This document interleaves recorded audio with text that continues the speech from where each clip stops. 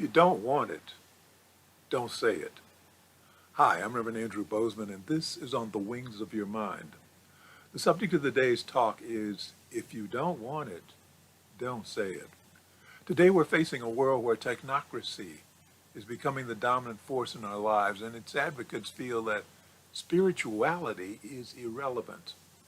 Instead, they believe that technology without spirit is the future and will save the world. This segment of our society is growing, I'm afraid, and they're growing in numbers, they're growing in influence, and they are having a profound impact on our world. In the world of technocracy, the needs of the people are becoming less and less important, and they seem to be more and more an afterthought, if they're thought about at all. And another thing that seems to be slipping into the background is an acknowledgement of the power of the people, the power of the people.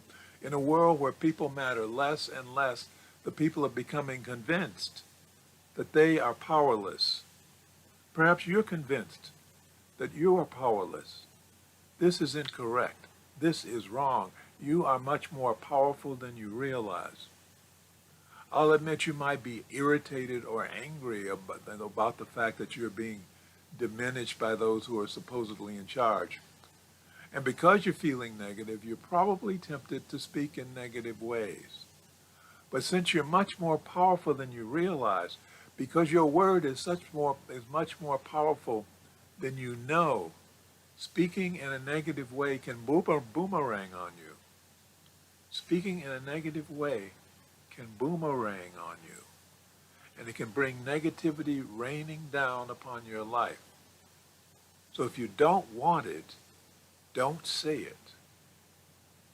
Please click on the thumbs up button, and if you haven't already done so, please choose to subscribe.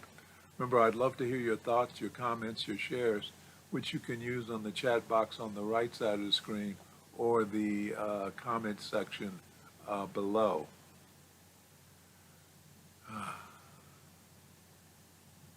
In the Old Testament book of Proverbs, chapter 18, verse 21, we have the words, "Death and life are in the power of the tongue."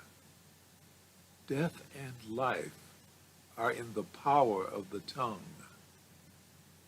Death and life are in the power of the tongue. That's in Proverbs. Our thoughts and our words have incredible power. But since we weren't trained to understand that, we throw our words about like they are worthless. Most of the time, the words we use are negative. We're often criticizing each other. Even worse, we're often criticizing ourselves. We call ourselves names. We call ourselves stupid and idiot. We make negative declarations about ourselves like, this is making me sick, or this situation is killing me, or I hate being around these people, or I'll never get that job, or I never win anything. All that negative stuff directed at ourselves. And all those words you say so freely are being recorded by your subconscious mind. And your subconscious mind, in turn, transmits those commands, and they are commands, out into the vibrating universe that responds to your commands by sending them back into your life. Your subconscious doesn't know if you're joking. It doesn't even know what a joke is. It only records and transmits, records and transmits, records and transmits. So if all you're feeding to your subconscious is negative declarations, then all it knows how to transmit out into the universe is negative commands. There's another passage in the Old Testament that's relevant to this conversation. It's from the book of Isaiah, chapter 55, verse 11. And in that chapter and in verse it says, "So shall my word be that goeth forth out of my mouth. It shall not return unto me void, but it shall accomplish that which I please, and it shall prosper in the thing whereto I sent it." So too shall my word be that goeth forth out of my mouth, and it shall accomplish that which I please, and it shall prosper in the thing whereto I sent it. Think about that a minute. Think about that. And so it goeth forth out of my mouth. It shall not return unto me void. No. It will accomplish that which I please. So what do you please? You please, this is killing me.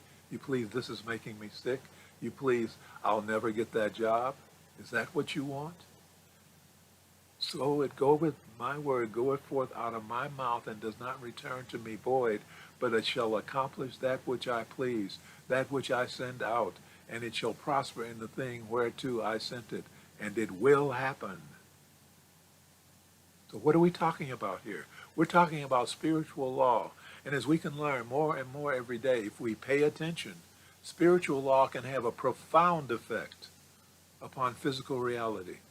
Every word you speak out into the world is a command.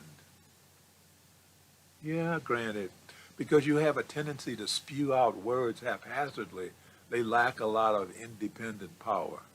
But repetition, it's the repetition of those words that accumulates power. If you keep saying it over and over again, the power builds up and builds up and builds up until boom, it happens. Those words you repeat over and over and over again are like seeds being planted in the ground, and eventually those seeds will develop and grow to yield the fruit of their likeness. Remember the words of Paul in the Epistle of Galatians chapter 6, verse 7. For whatsoever a man soweth, that shall he also reap. So if you have a habit of spewing out negativity and discord, then your life is going to yield negativity and discord. It is the law. So again, I caution you, if you don't want it, don't say it.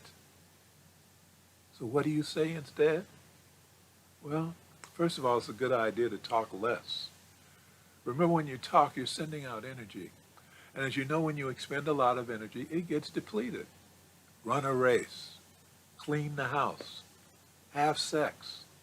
When you're finished, you're all out of energy, right? It's the same with your speaking. When you use it too much, it runs out of energy. So preserve your energy. Talk less. Give your energy a chance to build up. Then when you speak, your words have greater power. And once you begin to understand that your words have power, use them for your benefit by sending out positive words. The underlying power to your words should rest in the knowledge that you are a spiritual warrior. Remember, the term spiritual warrior is used in Tibetan Buddhism to identify one who combats the universal enemy, self-ignorance, which is the ultimate source of suffering, according to Buddhist philosophy. Self-ignorance, the ultimate source of suffering. By understanding that you have the power of the word, and that you can use it to benefit rather than to harm, is a good beginning. It's a good beginning to becoming a spiritual warrior. You know, according to Adam Brady of the Vedic Educator, ignorance of the true nature of the world invokes countless forms of suffering. The spiritual warrior deliberately takes up the fight against this cunning foe, ignorance, choosing to bring light to the darkness. Remember, according to the Old Testament, book of Proverbs, chapter 18, verse 21, death and life are in the power of the tongue. Death and life are in the power of the tongue. Now, you can use your power to bring light into the world instead of feeding the darkness. You know, we're all individualized expressions of infinite intelligence. And as such, infinite intelligence gives us the power of command. That's right, the power of command.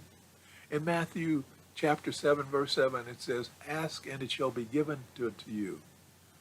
Seek and ye shall find. Knock and it shall be opened unto you. Add to that. Add to that power. Add to it. In the book of Isaiah, chapter 45, verse 11, command ye me. Infinite intelligence is telling us, command me and I will give it to you.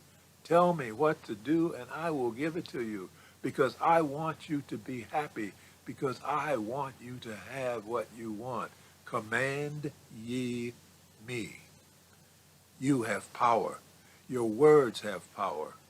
And I must assume that it's only because of your ignorance of that power that you squander that power, that you recklessly spend your power on things that do not benefit you and do not benefit the world around you.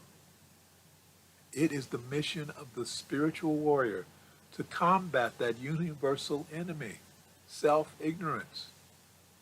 Isn't it time for you to take your place as a spiritual warrior who brings light into the world rather than serve as a channel for the darkness? Isn't it time?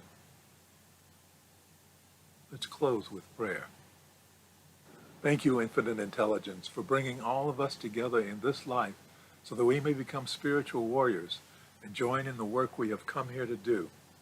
Thank you, Infinite Intelligence, for bringing us into the space of awareness and a deeper understanding of ourselves and our relationship to life and infinite intelligence. Thank you for showing us who we really are. We open our minds and hearts to the truth of our being. We are the children of God. We are individualized expressions of infinite intelligence. And because we are as we become channels of your power, infinite intelligence, we can feel your presence within ourselves and within our lives more and more. We know that as we feel your presence within our lives every day, we will rise, because we are no longer cut off from you by being immersed in the darkness of fear, anger, and the pain of unforgiveness. So we are now restoring our connection through the grace of forgiveness, knowing that as we learn to forgive ourselves for the pain we have caused to ourselves, and as we learn to forgive those who have inflicted pain upon us, our connections will grow stronger, and our lives will grow happier and healthier and more prosperous. And for this, we are truly grateful. As above, so below, as within, so without. And so it is. Amen. Again, thank you for being here. Please remember to click on the thumbs up button, and if you haven't already done so, please choose to subscribe to my broadcast. I would love to hear from you, love to hit your comments, your suggestions, your thoughts, your questions. So please use the comment section below the video. Again, thank you very much for watching. I am Reverend Andrew Bozeman, and this has been On the Wings of Your Mind.